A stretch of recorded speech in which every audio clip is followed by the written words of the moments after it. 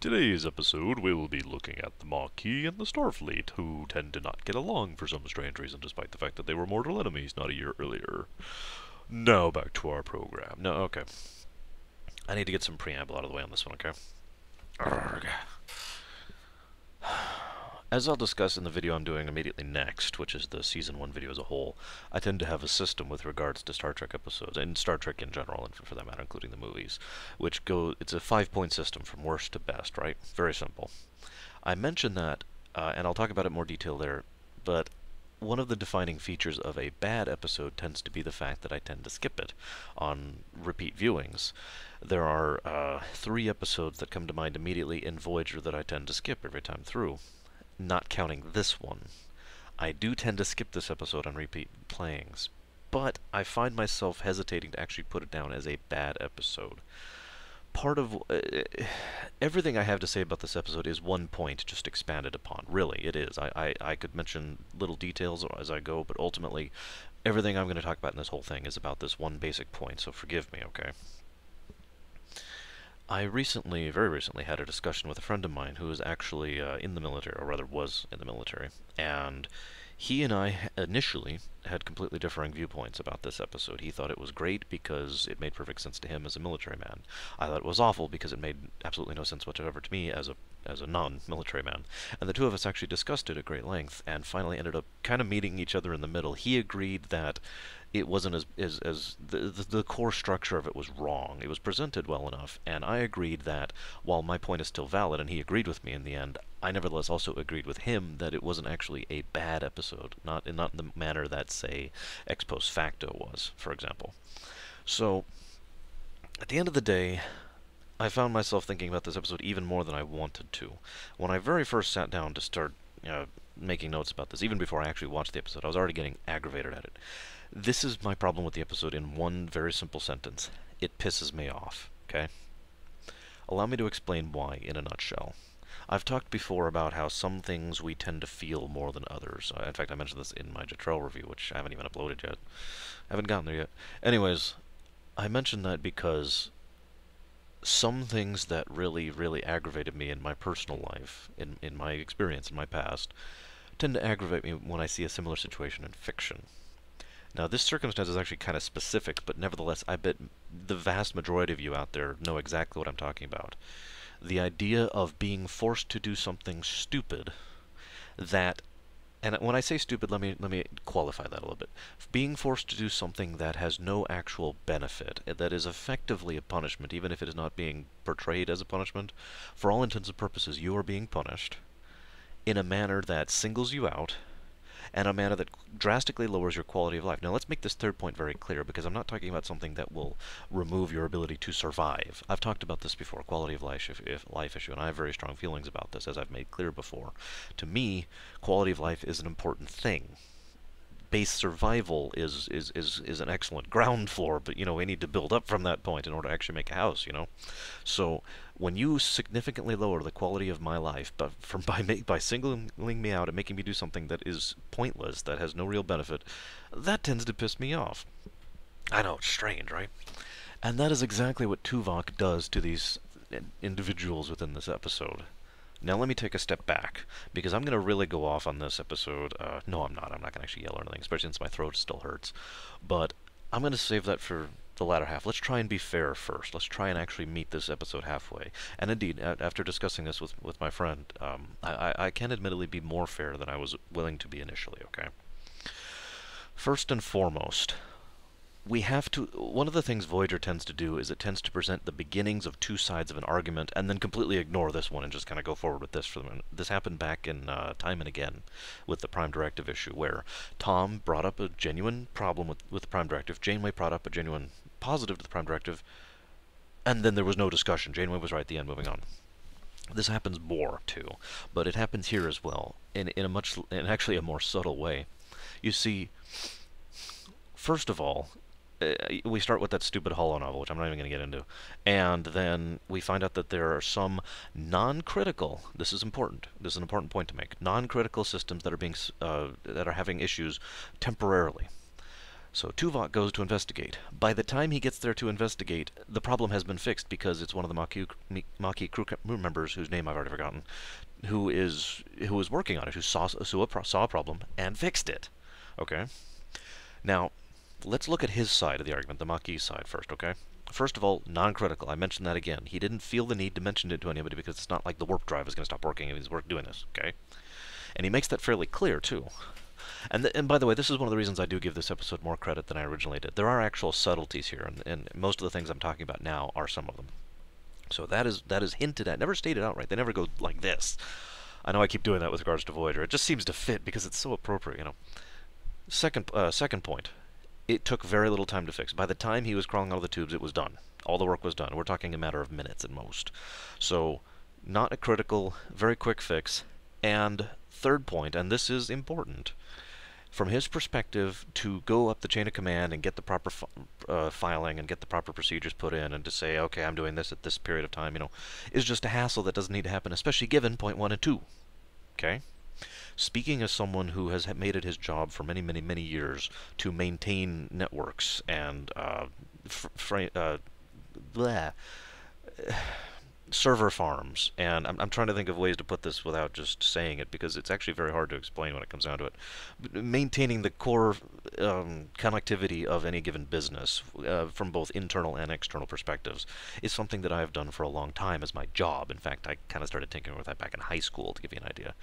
I understand both sides of this argument from my perspective, because if I had a quick fix that literally just required a and everyone would lose connectivity for like 5 minutes, I probably would just push it through. Now, that is just me. That's my call. I'm not saying that's right or wrong, but that is generally where it's at. And if anyone calls in, and this has happened before, you know, I have an issue, I will just say, don't worry, it'll be fixed within a matter of minutes, sir. We are already working on it. And one of the things my customers tend to like is the fact that I'm already on top of things, because I'm right there. I'm literally 3 steps ahead of them. So, you know. But then there's another perspective, and this is where we switch over to Tuvok's perspective of things. Sometimes, especially some companies have certain restrictions, regulations they have to go through.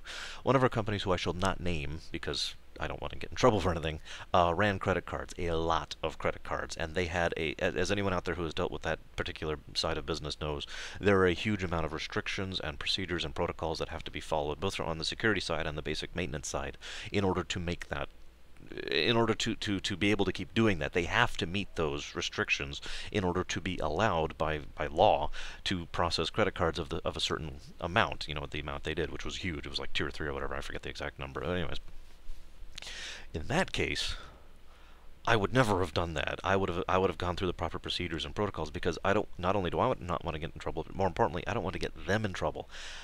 They vouch for us, if you know what I mean. And so me doing something wrong actually doesn't come back on me, it goes back on them. And so in that case, you know, it's kind of a case-to-case basis is kind of what I'm going at here.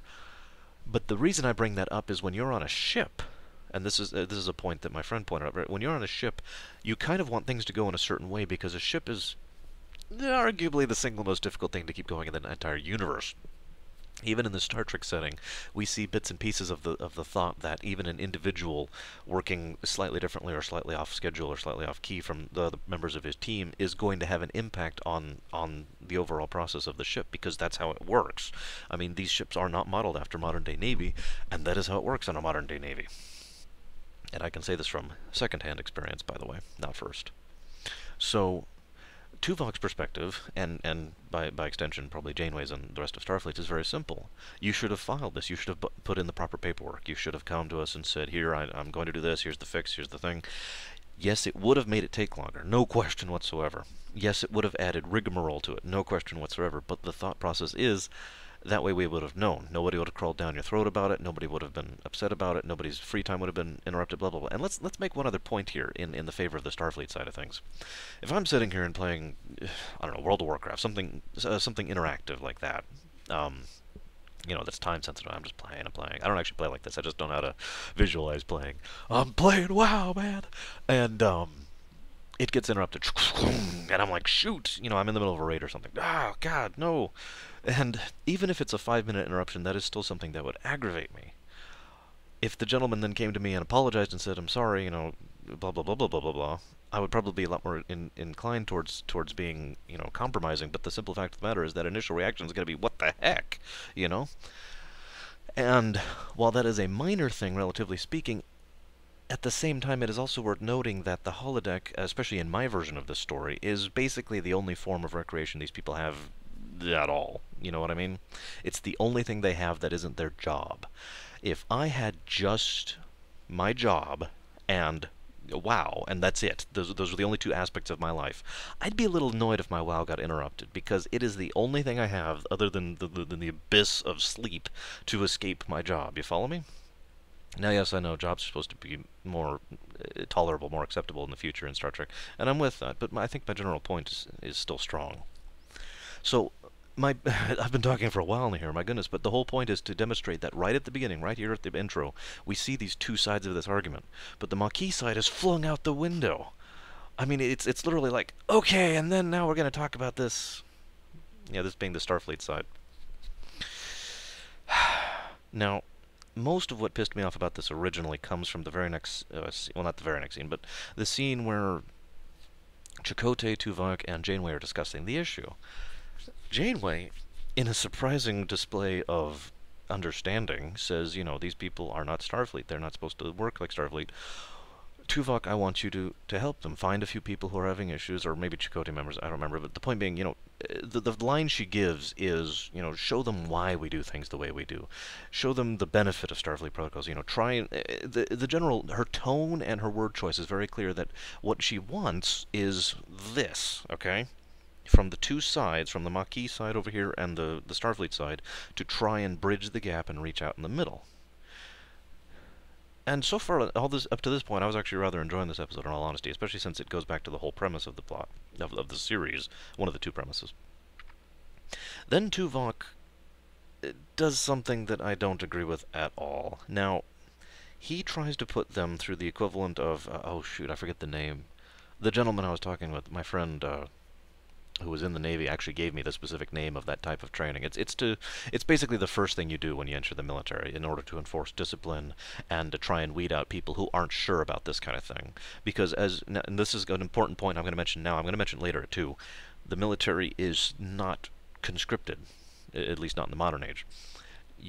I'm sorry, here in the States, I can't speak to the militaries of other places, I do apologize. But here in the States, the military is not conscription. You join because you want to. You go through this horrible discipline process, which really, really tears you down because you choose to. You know, there's nothing really keeping you there, other than yourself. Now, that's an important point because Starfleet runs the same way.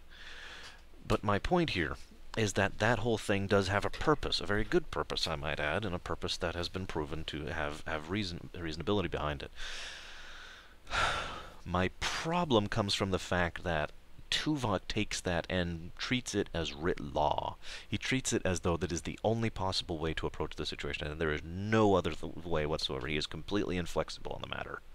He treats these people as though they literally just joined Starfleet and are going through that whatever training. Now, even up to this point, I'm still with it, because, in all honesty, I can see Tuvok making that first assumption. It is wrong, but I can see him making it. My problem with the episode comes pretty much in the immediate following thing, and this is almost ironic, because the next scene is one of the better scenes of the whole episode. But what happens is these people walk out on Tuvok, right? Literally just walk out, and Tuvok's like, you know, we have not entered the thing, and he's completely confused. Because these people didn't join. If you follow me, that point is going to come up even more, but these people did not sign up for this, if you follow me. They are in a desperate circumstance in which they are forced together and forced to work together, and let's be honest, they are willing to do their job and work together, to some extent. But they didn't sign up to be Starfleet personnel. They didn't join the military. They're Maquis. Now, very next thing that happens is the Maquis are sitting down in 10 forward, or whatever the equivalent's called, the mess hall, and I like this scene, even though in my changed version I would completely eject it, even ignoring the fact that I completely changed this episode of my changes. And that is the fact that Chakotay, you know, they're all like, we should do it the Maquis way. The Maquis way is over. Chakotay says, okay, and slugs him. And then he says he's going to keep slugging him every day until he goes to Tuvok's thing. Now, while I like that scene,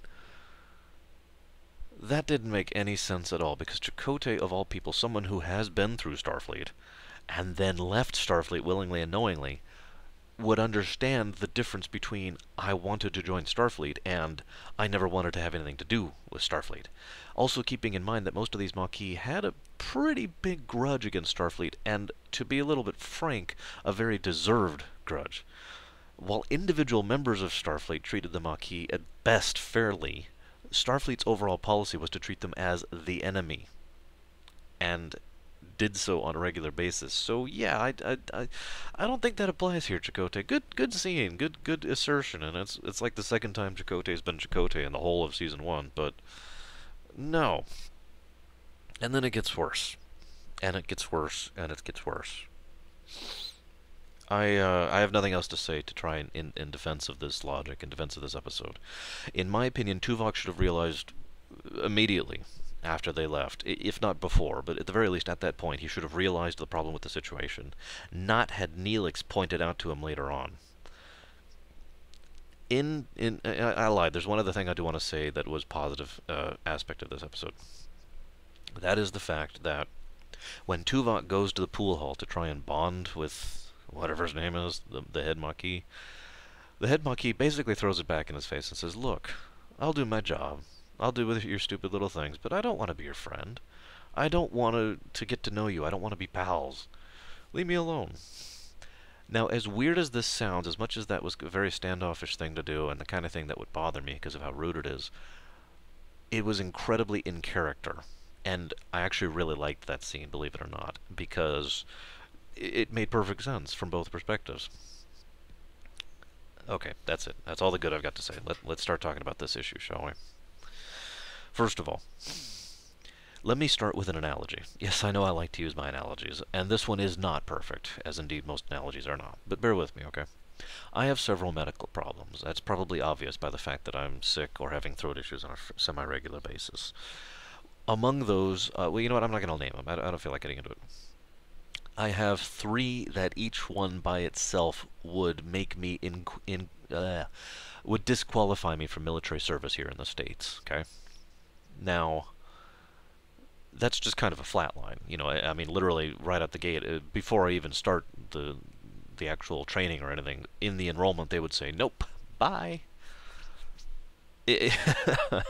As much as I try to keep myself physically fit, I have to do so within the limitations of the health problems I have, because I do have health problems. It's the situation, right? So let us assume that we have some kind of an end-of-the-world scenario, and I end up on a ship in the Navy, in the United States Navy, and for whatever reason we can't make port except on rare occasions, so we are literally stuck out at sea, living off of what we can manage, okay? Now, in this situation, I would do my best, I really would, to try and get along and to try and meet these people halfway, but honestly, I just don't have the military mindset. I really don't. As good as I am at tactics and strategics, I don't think like military men. I don't think in that sort of with that sort of rigidity. Okay, and I'm not saying they're wrong, and I'm not saying I'm wrong. I'm just saying my brain doesn't work that way. As organized as I am in my thought process, and as structured as I tend to be, I do not have rigidity. I am in fact very flexible. That's kind of my one of my big philosophies in a nutshell: flexibility, right? So it is extremely likely that at some point in time I would butt heads with the military individuals on this ship, and duh, really. Let us assume then that rather than try to do anything logical in this situation, they immediately tried to force me to go through that training whose name I can think of. Keeping in mind that I am not physically fit, keeping in mind that I do not want to join the military, never have. I actually considered it at least 2 points in time, and then I thought about it logically, and I said no. And then the recruiters wouldn't leave me alone. God. Anyways, moving on. That's unrelated. I'm just remembering. They would force me to go through this training. Now, I would be having severe issues in this training, and my quality of life would plummet. And I do mean plummet. I know exactly what it feels like to push myself physically. I've done it before. To do that on a regular basis, and to be punished for failing at it.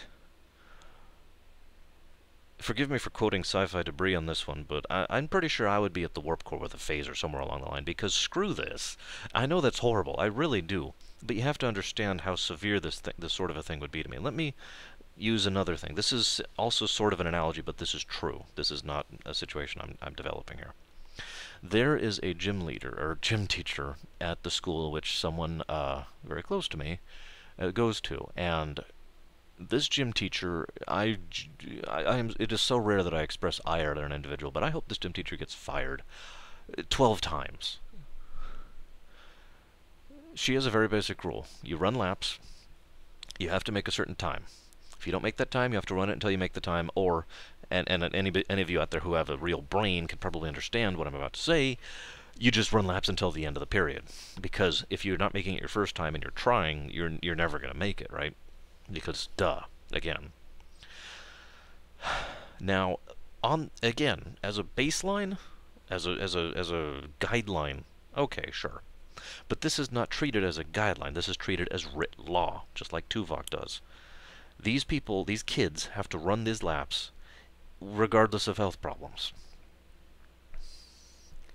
There are several kids in that class who have asthma. Just to name one, there are actually several other issues, but let's just use asthma because that's the most obvious. Several of these kids have collapsed as a result of this process. Several of these kids then had to be taken to the nurse. And when I say had to be taken, I mean literally carried in some cases, or at the very least supported.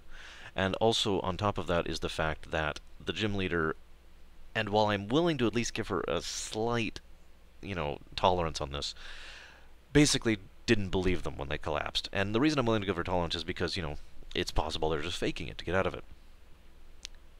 Except for the fact that they know which kids have asthma. That's something that's documented. That's something that's a part of their thing. They have an inhaler at the nurse's office, ready to go, medicated, set up for them, their prescription.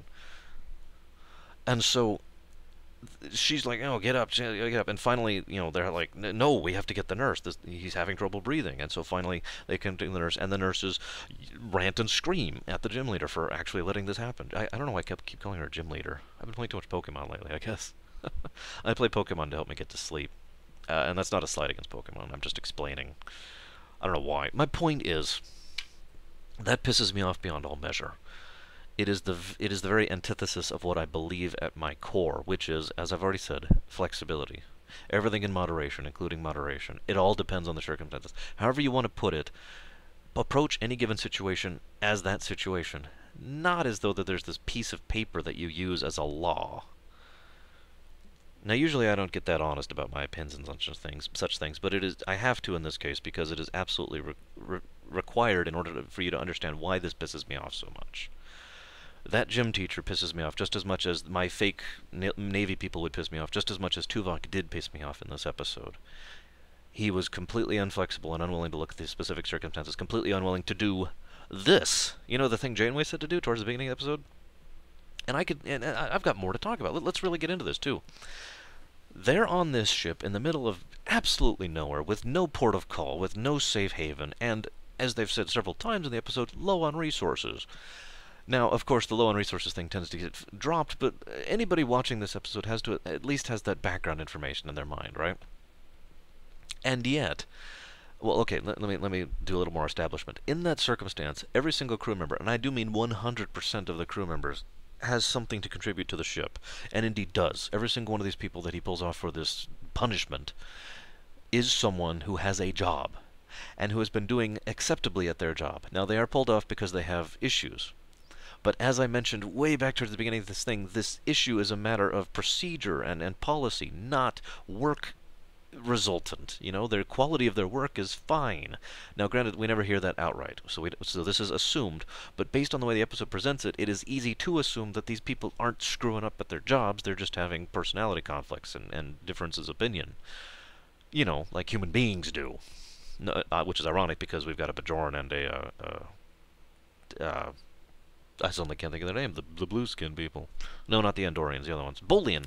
We've got a Bolian and a Bajoran in this group. But anyways, my point is, you are effectively taking these people away from their jobs, which means you are now several people shy of suboptimal efficiency, which you've been running at. Let's also keep in mind that several people have died over the course of the series already, so that's also a consideration. And every time someone dies, guess what? Everyone else gets to pick up the work a little bit more.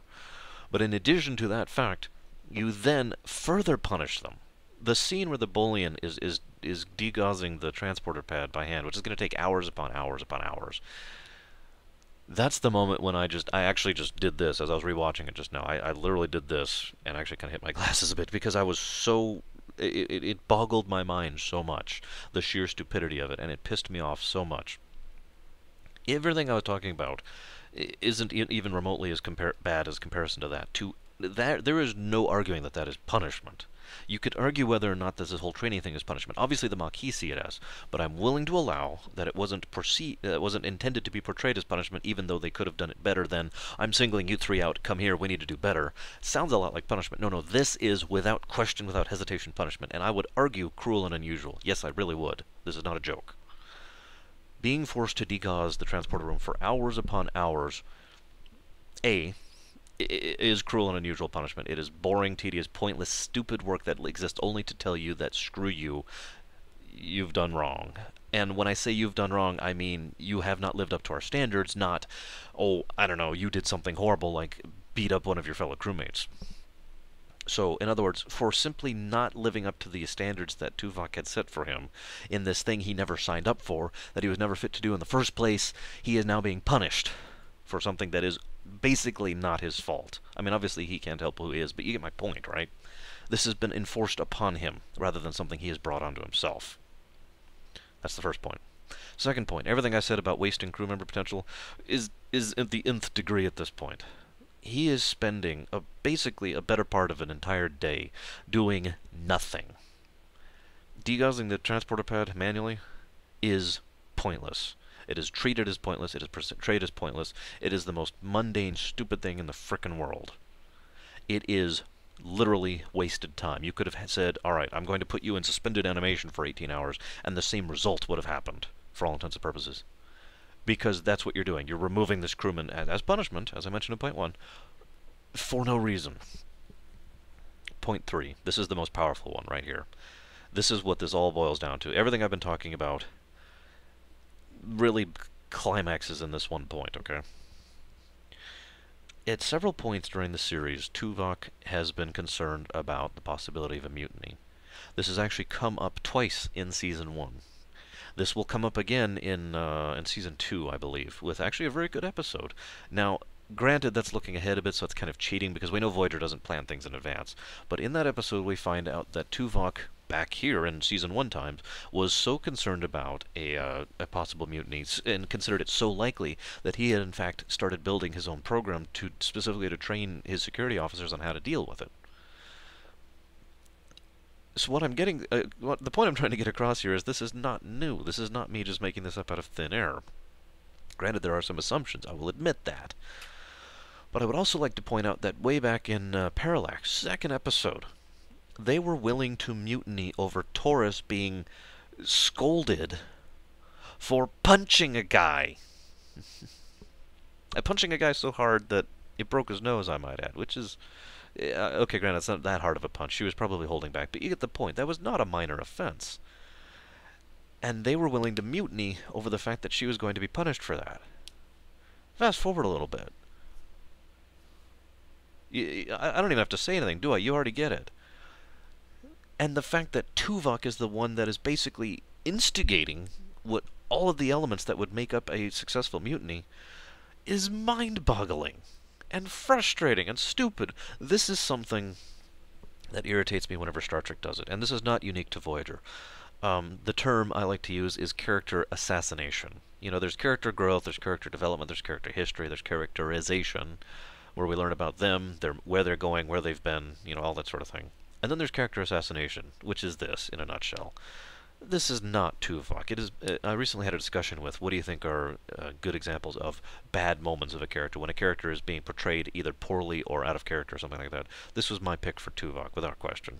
Because, my God, man, this is so in conflict with everything that you've established to date, and will establish in the future. And the best part of all is it's all being done for no reason. Now let's make something clear. When I say that, I don't mean just in character. I mean from a writer's perspective.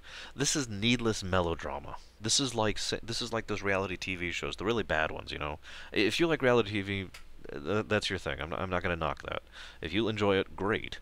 But so many reality TV shows, and the few I've been exposed to, and I'm going to use that term specifically, have been all about pointless added melodrama that oh my God, you lift the toilet seat up. That sounds very cliche, but I've actually seen that one before, and people getting into shouting fits over that kind of thing. It's all so meaningless.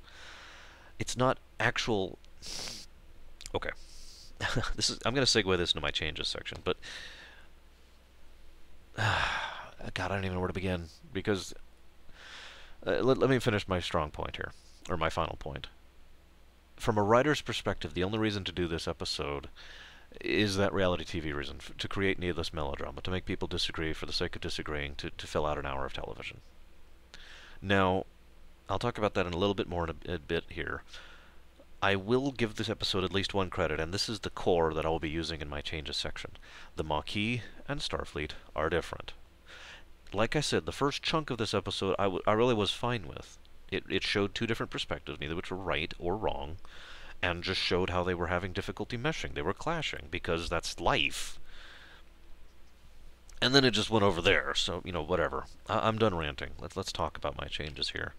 One of the things Roddenberry was very big on was no to character conflict, okay? He championed that cause a lot, actually. And it's one of the reasons why early TNG, while not as bad as I remember, I'll get to that in my next video, nevertheless was rather dull, all things considered, because there was no drama. Now, let me define this properly, okay?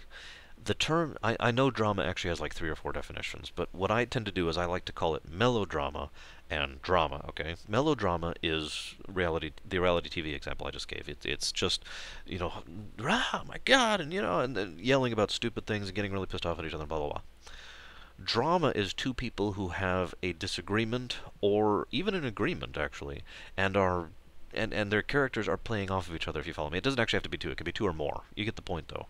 Drama is when there is character conflict, but character conflict by itself does not necessarily mean shouting or yelling fits. It does not mean we're violent. It does not mean anything. A simple discussion from 2 differing perspectives, like I had with my friend who was in the military, is character conflict, is drama. Okay? And that sort of thing, which Star Trek has done on many occasions, most especially in TNG, tends to be rather awesome whenever it's done properly, when you genuinely see different viewpoints. Let me give you a great example, a specific one, for those of you who are wanting one. Chains of Command. Riker and Jellicoe. Okay? Now, I know a lot of people have very diverse opinions about Jellicoe. It is my opinion that Jellicoe was not a bad person, and by the way, it's also the perspective of the actor. I read several of his interviews about this. He was trying to portray someone who was not his usual, stuck-up, I'm evil kind of guy, but rather someone who just was different. Different mindset, different perspective. And Riker is basically the complete opposite type of commander. He's over here on his own thing. And the two of them clashed quite a bit. Now, they had genuine arguments, especially in the scene where they both dropped rank and actually started being honest with each other. But that was still drama, not melodrama, because it was genuine character disagreement that was being explored properly. You follow me? It's all about the presentation and the core, the source of it, If Jellicoe was upset because Riker had a beard, that would be melodrama, Or if they had just devolved into constantly ranting at each other without any real coherence or actually making any points on either side, that would be melodrama. But instead, we do see these 2 different perspectives, and both of them make fairly good points about the other. That's drama. And I do actually like it when that's done properly. I'm not saying it always has to be like that. In fact, I'm not saying that every episode has to have drama in it. But I do think that properly done, within moderation, every now and again, character development and character conflict between individuals and between groups is a good thing. Now that I've got my opinion out of the way, let's really talk about why this ties in. Arguably, this is the episode in my changes section that I would change the most. As I will talk about in my next video, I would defend my whole conclave and the Terranok thing as a background story arc, because I'll get to that in my next video. In this episode, I would make a very small reference to a mention of the Terranok Alliance situation, okay? As of this point, they have encountered them twice. Both points have been fairly hostile, all things considered. Once in Cathexis and once in Faces, okay? Both of these, for all intents and purposes, the Alliance has stated itself to be Voyager's enemy. Even if they are relatively amiable about it now, or at least they were, I should say, they are still their enemy, right? Okay? Just getting some background out there. You know, I'm going to defend my point now because it's most relevant here. My real reasoning behind having that whole story arc is it is okay. I don't want to get into too much detail. I have thought out the Terranok and the Conclave storylines to a fairly significant extent, which probably doesn't surprise anybody out there who knows me at all. Um, I am going somewhere with this, is basically what I'm saying, and I kind of want you guys to go with me. I know I've heard several complaints about it. I know I've heard several people who disagree with it or think that I'm getting too political or whatever, and I'm with that. You know, differing opinions does not make you or me wrong. But I am asking you to basically go with me on this because there is a point in it, and this episode is probably the one of the biggest points, one of the biggest reasons to have this backdrop arc constantly as a thing. I mentioned this in Faces, I believe. I don't remember which episode I mentioned it. In Battlestar Galactica, just because the Cylon threat was always the backdrop arc, doesn't always mean it was always the main plot of a particular episode, right? And that's how I was approaching the Faces episode. That background fleshed out the episode and made it possible, but ultimately it was in service of the character of that episode, Taurus. It was all about Taurus. This is a similar vein as how I would take this episode here in I suddenly can't think of the name of this episode. Whatever, the episode I'm reviewing right now. It's down there somewhere, or is it up there? I forget where YouTube puts it. Whatever. In this episode, I would want to do kind of a bookend of season 1 as a whole, because this is the season finale. Let's not forget. And I would want to really go and do something that hasn't been done before in Voyager. Yes, I know this is something DS9 has done as well, but honestly, my real source of motivation on this, or my source of inspiration on this, is actually a game called Final Fantasy VI. The idea here is to not make this be a Janeway episode, or a Taurus episode, or a Paris episode, but to literally include every single character throughout this whole episode, okay? Here's why. Let me go into the premise. This all starts when they're discussing Chakotay. Okay, several department heads are brought into the meeting room, and our Maquis friend, the guest star, whose name I still can't think of, is brought in as one of the representatives for something, navigation control or something like that. And, of course we've got the senior staff there, all the main characters, but we would have several extras involved here on Starfleet side and on the Maquis side, if you follow me here. Now, I mention that because ultimately that's going to be irrelevant within a matter of minutes. But my point is there is a degree of diversity here. We actually have a fairly large staff in this one meeting for this one scene, okay? And they're discussing how best to proceed. Janeway has said that she has decided to start treating the Terranok Alliance has effectively declared a state of hostility with us, and so we're going to treat them as hostile. We're going to take as quick and a direct route as possible through their territory in order to get through it and get this over with. We're going to basically be traveling at warp the whole time, blah, blah, blah. And as she starts laying out her plan, and she's actually got a star map up here and she's talking about it, one of the individuals, not the Maquis guy, but let's go ahead and say... let's make Tom be the one who brings this up. Tom would point out that there are several stellar phenomenon throughout this area that could be used to hide, to try and sneak their way through. Janeway looks kind of surprised because the thought basically hadn't occurred to her, and she's like, well, that would make the trip take much longer. And Chakotay would pop in Paris's defense and said, yes, it would, but it would arguably make it much more safer. And then Taurus would jump in on Janeway's side, and I hope you're already getting the point that the Maquis and Starfleet thing isn't really the dividing line here, but moving on. It's about personality, it's about perspective. Taurus jumps in and says, well, yes, but that's also an unknown. We don't know what's in those we don't know what's in that nebula. We don't know what's in that asteroid field. We don't know if there's anything going on there. I mean, we've already encountered, and again, continuity, we've already encountered several things throughout our trip now that have cost us far more than we've gained from it. Do we really want to risk that again just to try and be a little bit safer? And then, the Maquis guy would finally pick up and be like, well, yes, for all intents and purposes, because don't forget, every single person we lose, every single individual we have problems with is one less we have. If we actually come into armed conflict with this alliance, we're going to lose, aren't we? And then Tuvok points out, well, yes, but that's one of the best reasons to stay at warp, is because from our understanding, they don't have warp technology. And then someone else could point out, we don't know that. And the point is, this argument would kind of go back and forth between multiple people as the two sides of this perspective start to grow stronger. Now, again, the Terranok Alliance is the backdrop here, and the planning for this route through this space is the backdrop, but ultimately it is all in service of the development of the characters and displaying how they interact with each other. The whole point is that by the end of this meeting, we would have a situation in which most of the people would agree that we need to approach this cautiously, And then, oh, I'm sorry, I shouldn't say most. About half of them, a portion would say we need to approach this cautiously, and a portion say we have to approach this directly. And both have their points, and both have their flaws. Again, neither one of these decisions is correct. If I was running a D&D campaign where these two options were putting, as the GM, I would go out of my way to point out that neither of these is the correct choice. If I was making a video game in which you had the option to do one of these two paths through this particular dungeon, like Dragon Age or whatever, neither one of these would be the right choice. It is a genuine dilemma, and that's the point of a dilemma, is that neither is correct, and that's also why this is so divisive, because they both know that neither side is actually right, but it is their perspective that this one is the better one. You follow me? This is character conflict. Now, when I say argument, I shouldn't even say that. It would be a discussion. This would never escalate to a shouting match. It would just be people pointing out the obvious points back and forth. And I could have kept doing that conversation as I switched perspectives for quite a while, which is kind of my point. You could fill out most of the first act with that meeting if you wanted to. I wouldn't, because that's excessive, especially from a directing perspective.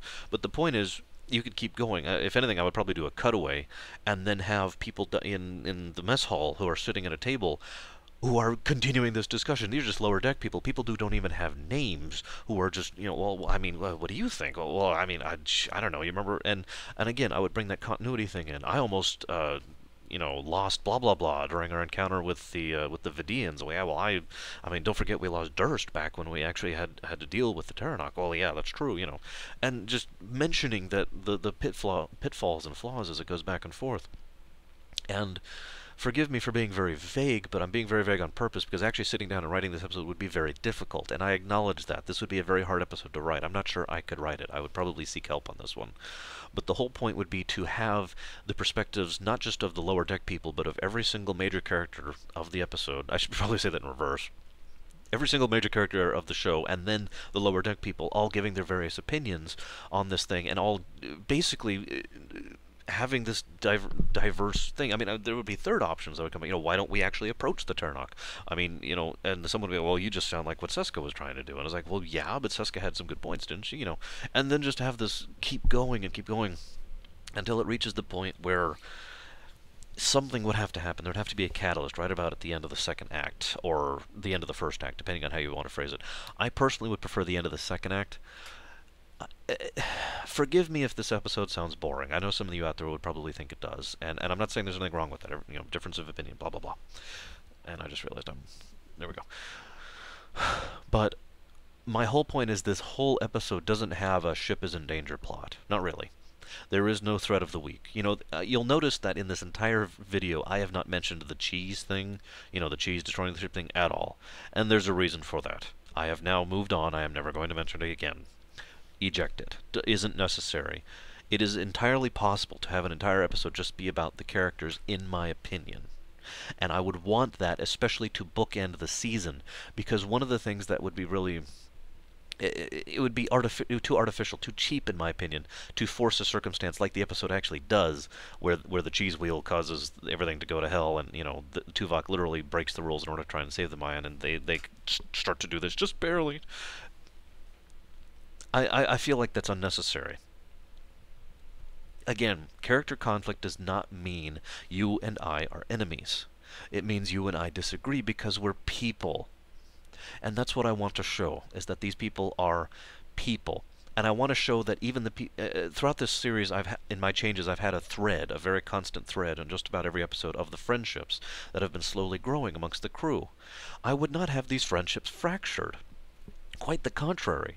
I would have several characters, for example, Paris and Kim, both of whom would have differing perspectives about how to approach this. Kim would prefer the direct route, Paris would prefer the subtle route. I would have them discussing this amicably, over a pool table even, just kind of chatting about it, like friends do. No ire, no anger, just two people genuinely discussing an issue. And then to contrast that, I would show people who have much less respect for each other, such as, say, let me get a really good example here. I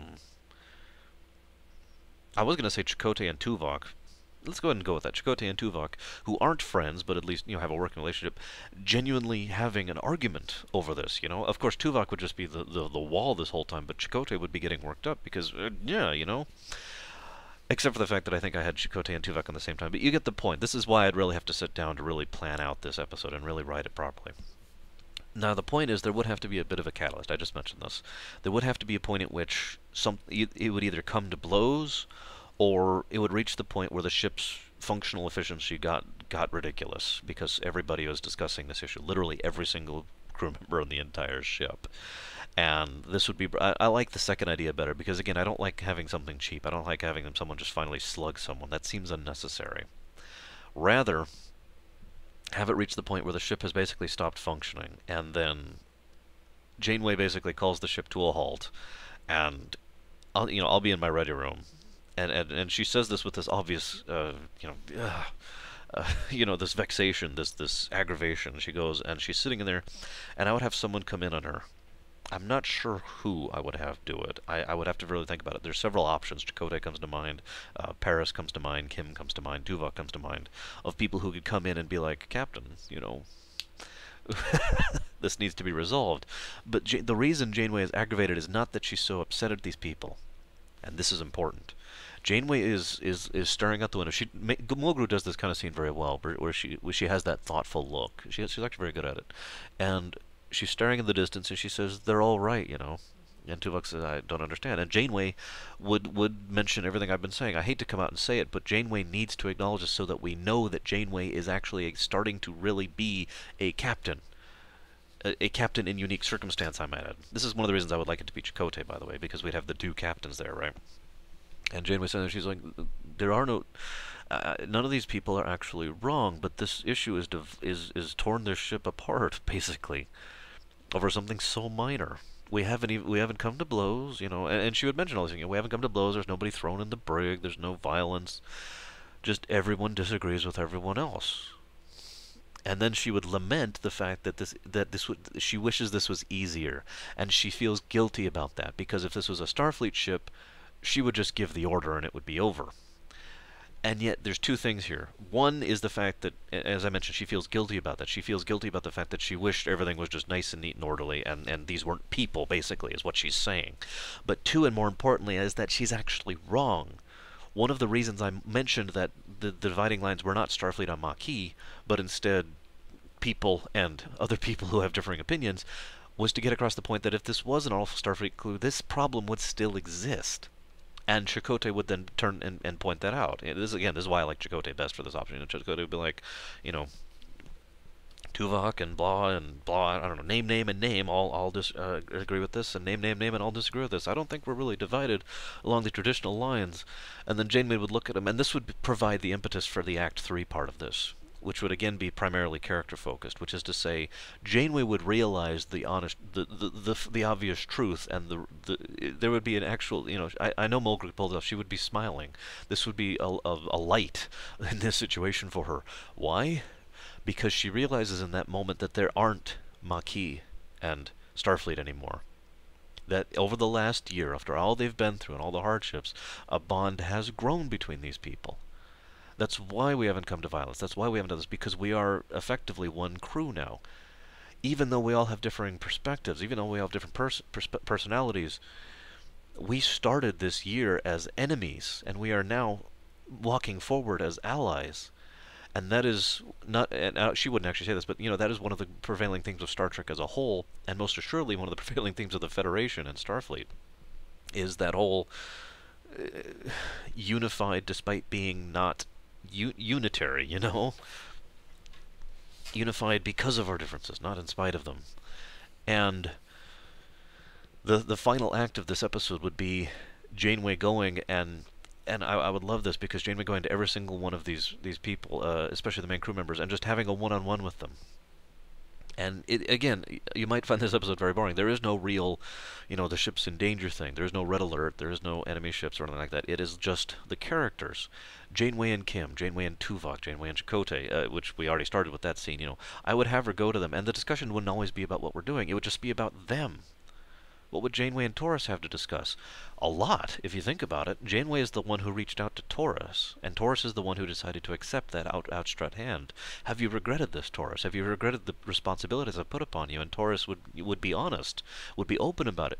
It would be revealing about these characters. Taurus would be like, yes, I do regret it sometimes, and at the same time, I'm torn between feeling like it's this horrible obligation, this weight that's constantly on my shoulders, and yet at the same time, I want this so much more than I ever wanted anything in my life. I never had this level of satisfaction working in the Maquis or trying to join Starfleet or hiding from the other people back on the space station. I've never had this before. I wouldn't give it up for anything. You know, Janeway talking with Kim, who has been homesick this whole time and who has been spending every single episode in the background. We don't really hear about this. We don't need to because we can understand this. And he would mention it here. He has spent virtually every day looking for something, anything to try and shorten his trip home. And yet at the end, and again, he would reveal that ultimately, as much as he wants to get back to his family, he admits that he is very grateful for the fact that he has people here because he's never felt comfortable around the other members of Starfleet till this point. He is someone who is always the loner, someone who is the introvert who was very intelligent, but he's very much on the side. He didn't get along with the people back in the Starfleet Academy. And in his first assignment, whatever it was, they actually mentioned it, or I don't think this was his first assignment. I think he had another one for like 3 months just prior to this. I could be wrong on that, so forgive me. But in my version, he would have had another first assignment to make this point more clear. He was just, I was just a drone, basically. I felt like I was just doing my job, and there was nothing there. But here, for the first time, I actually enjoy hanging out with people. I like hanging out with Tom. I like hanging out with B'Elanna. I like discussing chess strategies with Tuvok. I've never had that before, Captain. You know, each one of these scenes, one by one, would really flesh out these characters, really give us a very raw picture of where they are and where they've come over the course of the last year. And the final thing would be Janeway finally deciding that rather than laying out a plan rather than saying, you know, we're going to hide, or we're going to go straight, or we're going to negotiate, we're going to do this the way we've always, in a way we've never tried before. We're going to try something different. We're going to play this by ear, basically. That's not how she'd actually say it. Again, I'm not very good at speeches unless I'm actually sitting down and choosing my word choice very carefully. But, you know, she would basically say, we're going to be dynamic. We're going to look at the situation and do the best we can at any given moment because we know there's threats out here. We've already faced them. And we know there's enemies out here. We've already faced them. We know there's allies out here. We've faced them too. We've encountered them too. We have friends in this fight. But most importantly of all, we are not alone. For the first time, I can truly say, with honest conviction, that we are not alone. And then she'd sit down on the thing and say, set a course for home. And that would be the end of the episode and the end of Season 1. I think that would be great, personally. I mean, obviously, I really have a feeling I'm going to get like a dozen comments of people saying, you're an idiot, but to me, I mean, calling me an idiot, and that's fine. But I think that would be really awesome, and especially a good cap to Season 1. No big threat. The Terranok storyline has barely started, and it's mostly been designed to be a backdrop. The Conclave has only been mentioned a grand total of 3 times, and the Borg haven't even been mentioned at all yet, haven't even been hinted at yet. The whole point of Season 1 has been build-up and characterization. In my version, and that's how I would do it. And I guess I'm done talking now. So I'm gonna go ahead and do my Season 1 video, and I'll talk to you guys shortly.